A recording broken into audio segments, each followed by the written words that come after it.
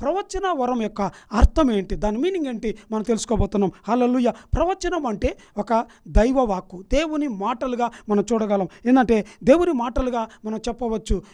ప్రవచనము ఒక వ్యక్తి పలుకుతున్నాడంటే అతను దేవుని తరపున మాట్లాడే వ్యక్తిగా మనము గ్రహించాలి. దేవుని తరపున అతడు మాట్లాడే వ్యక్తిగా దేవునికి తర్వాత దేవుని ప్రజలకు మధ్యవర్తిగా నిలబడి అతడు దేవుని యొక్క ప్రతిస్పందనను, దేవుని యొక్క ఆలోచనను, దేవుని ఉద్దేశాన్ని, దేవుని ప్రణాళికను, దేవుని చిత్తాన్ని దేవుడు తన ప్రజలకి తెలియజేస్తున్నట్టుగా మనం చూడగలం. హల్లెలూయా.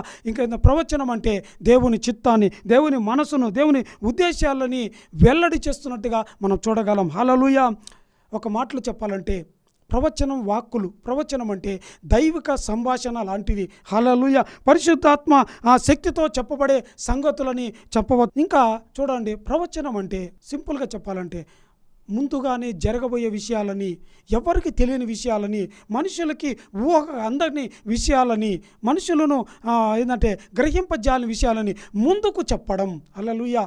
అంటే ముందుకు వచ్చి చెప్పడం అంటే ఎదుటికి వచ్చి చెప్పడం కాదు, ముందుకంటే రాబోయే జరగబోయే విషయాలని ముందుగానే వెల్లడి చేయడం. అంటే భవిష్యత్తులోని విషయాలని, మరుగైన విషయాలను గురించి మాట్లాడడం లాంటిది. హల్లెలూయా. ఇవి ఏంటంటే ప్రవచనం అంటే దేవుని మాటలు, మరుగైన సంగతులను సంఘానికి లేదంటే వ్యక్తులకి, సమూహానికి బయలుపరుస్తున్నట్టుగా మనం చూస్తూ ఉన్నాం. హల్లెలూయా.